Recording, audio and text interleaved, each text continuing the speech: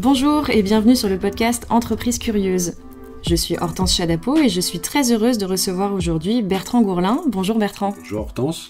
Vous êtes directeur de la transformation de Kyndryl, une jeune entreprise qui dispose toutefois d'une longue histoire, puisqu'elle est issue de la scission des activités de service d'IBM.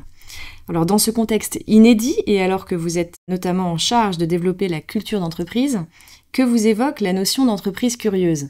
Merci Hortense, merci de nous accueillir. Effectivement, étant autonome depuis un peu plus d'1 an, nous avons à cœur de développer de nouvelles valeurs pour l'entreprise Kyndryl et nous avons initialisé, publié notre raison d'être qui est justement au cœur du progrès. Et pour être au cœur du progrès, je crois vraiment fondamentalement que la curiosité doit nourrir ce progrès et c'est comme ça qu'avec notre écosystème, nos parties prenantes, nous avons à cœur de porter un message et une culture d'entreprise qui se veut être observée par les uns et par les autres comme étant différenciante pour une société de service, que nous voulons être avec un sentiment de curiosité plus approfondi. Et c'est pour ça que c'est vraiment inscrit dans nos gènes dès le départ et dans notre raison d'être dans le monde entier. Curiosité au service de vos clients ? Au service de vos collaborateurs aussi ? Peut-être des dirigeants de Kyndryl ? Alors, bien sûr, c'est une curiosité qui doit se diffuser à l'ensemble des salariés, que ce soit des leaders, que ce soit des spécialistes qui sont face aux clients. Ça passe d'abord par une diffusion de cette nouvelle culture, puisque comme vous l'avez évoqué, Kyndryl est issu d'une scission des services d'infrastructure du groupe IBM dans le monde entier. C'est en même temps donc une partie de l'héritage qui provient de cette entité-là. C'est aussi une nouvelle culture que nous mettons en place. Et la première chose que nous faisons dans le cadre de cette curiosité que nous voulons amener au plus profond de notre être, c'est vraiment de la diffuser. Cette notion de pont entre une stratégie et la façon dont on l'exécute chez nos clients passe par la culture et la curiosité. Vous avez parlé de vos activités de service, alors on pense évidemment à l'innovation quand on parle de curiosité, mais vous avez surtout parlé de culture. Donc sous le terme curiosité, vous ne mettriez pas seulement curiosité au service de l'innovation technologique ou autre, mais aussi au service de qualité humaine, de qualité d'une organisation ? Oui, en fait, culture, c'est beaucoup de choses. D'abord, c'est très difficile à primer, j'ai envie de dire. Le temps que nos clients, nos partenaires ressentent qu'on a une culture différente d'avant et différente des autres, ça peut mettre plusieurs années. On dit qu'il faut entre 3 et 5 ans pour inculquer une culture, qu'elle soit observable et vue comme étant différenciante.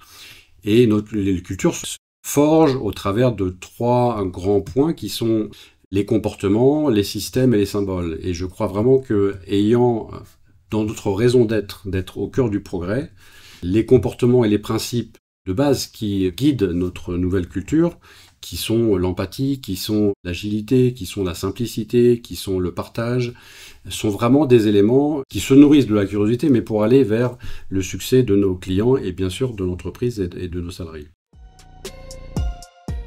Alors nous avons jusqu'à présent parlé de la curiosité de l'entreprise en tant qu'organisation, on a évoqué la curiosité de ses collaborateurs. Il y a évidemment la dimension curiosité personnelle. J'ai envie de vous demander comment est-ce que vous faites vivre votre curiosité à titre personnel et puis comment ça s'applique en tant que dirigeant. À titre personnel, ma culture vient de mon éducation essentiellement. J'ai la chance d'avoir grandi dans un environnement qui était très propice à la culture en général, à la lecture, à la littérature, au cinéma. Et c'est vrai que ça a permis de créer chez moi un besoin de nourrir par des apports extérieurs, de rencontrer les autres, de voyager, d'être en mouvement. Et quand on est en mouvement, c'est pas seulement pour aller sur une plage ou faire du ski, c'est vraiment aussi pour rencontrer les gens qui habitent sur ces territoires. Et je pense que c'est comme ça que moi, je nourris ma propre curiosité. Dans l'entreprise, ce que j'essaie d'inculquer, ce qu'on essaye d'inculquer avec l'équipe de direction, c'est vraiment de promouvoir cette même façon d'apprendre pour innover bien sûr, pour nos clients, mais pour être plus riche de nos différences. C'est pour cela également que nous prônons l'inclusion, la diversité, parce que nous croyons fermement, et en tout cas je le crois personnellement profondément, que l'inclusion et la diversité nourrit également la richesse commune d'une entreprise, et c'est ce que nous faisons. Donc voilà, des façons de se nourrir et de devenir curieux sont multiples, mais ça passe beaucoup par d'abord un effort personnel, parce qu'il faut prendre du temps pour écouter, pour apprendre, pour lire, pour découvrir. On passe beaucoup de temps avec nos équipes, les écouter, à leur partager bien sûr notre stratégie et façon dont nous allons adresser notre marché, mais on passe aussi beaucoup de temps à les écouter puisqu'ils ont, par leur présence en clientèle et en territoire, des informations importantes à nous partager. Et c'est de cette nourriture collective, et donc cette curiosité collective, qui fait que nous enrichissons nos solutions auprès de nos clients. Nous faisons aussi également avec nos clients, puisque nous faisons de plus en plus de co-création, de co-design avec eux, et c'est important de voir dans nos clients et nos partenaires aussi une source de curiosité qui s'enrichit mutuellement. Alors, on n'entend pas, on ne voit pas au micro, mais vous faites des gestes circulaires quand vous évoquez cette curiosité collective. Vous avez parlé de dirigeants en mouvement tout à l'heure. Vous avez parlé d'aller voir les collaborateurs de Kyndryl qui eux-mêmes viennent vous voir pour vous parler de ce qu'ils ont vu sur le terrain, etc. Donc on a vraiment une dimension dynamique de la curiosité et d'une part non pas statique donc, mais pas uniquement personnelle et vraiment vécue au sein de l'entreprise et qui diffuse et se transforme au sein de l'entreprise. Ça fait aussi partie de ça. Absolument, oui. Le mouvement fait partie de la curiosité. Je ne sais pas qui initie l'autre, mais en tout cas, on ne peut pas avoir de la curiosité si on est statique. Si on reste à notre endroit, si on reste dans notre entité, dans notre département, avec notre propre client, si on ne se nourrit pas avec d'autres projets, d'autres thématiques, on ne peut pas s'enrichir de la même façon que un architecte ou un consultant ne peut pas grandir en expertise s'il ne se forme pas. La formation est très importante aussi pour nourrir la curiosité et la performance de l'entreprise, mais en termes de performance de l'entreprise et performance de nos clients, cette curiosité se passe évidemment, comme vous le soulignez, par cette circularité qui est importante et qui n'a pas besoin d'être circulaire au niveau européen ou mondial, mais déjà en France, c'est important d'être en mouvement, pouvoir s'asseoir les uns avec les autres, et encore une fois, également avec toutes nos parties prenantes, que sont nos partenaires et nos clients, mais bien évidemment avec nos salariés, de façon à pouvoir se nourrir les uns les autres, enrichir nos discours, et faire en sorte que notre pertinence sur le marché chez nos clients devienne une performance économique, bien sûr, opérationnelle pour nos clients, et pour plus de visibilité et de croissance partagée. Vous avez parlé de performance, on en déduit que pour vous, la curiosité est source de performance. Ah oui, totalement. La curiosité est source, bien évidemment, de performance, parce qu'encore une fois, elle nourrit tous les sujets qui sont plus opérationnels ou d'expertise technique.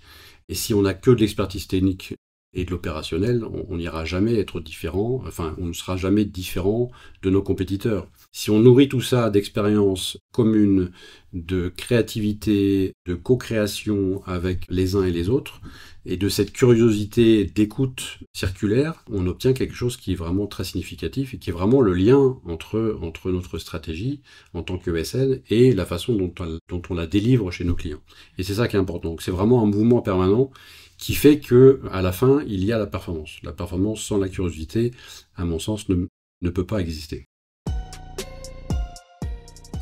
On peut la mesurer dans la performance globale. Est-ce qu'il y a des KPIs de la curiosité ? Alors, il y a des KPIs qui sont essentiellement au vu, d'abord, il y a les résultats de l'entreprise, bien évidemment, et puis après, il y a la façon dont on sonde les uns et les autres, que ce soit nos ressources internes ou nos clients, au travers d'enquêtes d'opinion. Et ces retours que nous avons très très fréquemment, par à la fois nos clients et nos salariés, nous montrent sur une dynamique et une échelle de temps un peu plus longue, puisqu'on ne peut pas, encore une fois, institutionnaliser une culture en quelques jours, en quelques mois. Mais sur le long terme, on voit des progressions de certains éléments, notamment sur nos valeurs, notamment sur nos principes, encore une fois, qui sont d'être agile, d'être simple, d'être accessible, de partager, d'être à l'écoute des uns et des autres. Et ces indicateurs-là montent progressivement et nous indiquent que nous sommes sur la bonne direction. Très bien, et dernière question, vous êtes, on l'a dit, une jeune entreprise, même si vous avez une histoire importante. Est-ce que la curiosité est propre à une jeune entreprise ou est-ce qu'on fait l'effort en grandissant et en mûrissant de garder cette qualité ?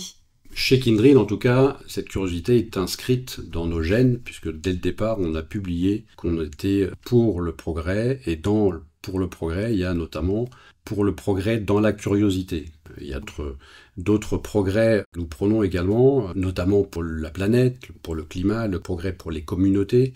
Je parlais de diversité et d'inclusion tout à l'heure, mais effectivement, tout ça se nourrit de curiosité dans le temps, et qui dit dans le temps, qui dit un effort quand même permanent pour chacun d'entre nous. Ça part de moi en tant qu'individu. Et c'est vrai que c'est ce que je relais assez souvent autour de nous. Si c'est pas moi, c'est qui ? Et si c'est pas maintenant, c'est quand? Ça peut paraître très simple, mais en fait c'est très réaliste et ça touche un peu les gens dans la façon qu'ils ont et ce rapport qu'ils ont, ne pas être que en soumission à ce que la stratégie leur indique de faire, mais plutôt d'être acteurs, de par cette curiosité, à s'impliquer eux-mêmes, à partager eux-mêmes dans l'organisation des sujets qui sont porteurs de mieux vivre et de plus de performance. Merci Bertrand, nous sommes tous concernés donc par la curiosité et encore une fois ce mouvement circulaire au sein de l'entreprise pour faire tourner la curiosité et faire grandir une performance nouvelle. Absolument, et ça vaut pour toutes les entreprises. On a indiqué un petit peu bien sûr ce qu'on fait, mais cette curiosité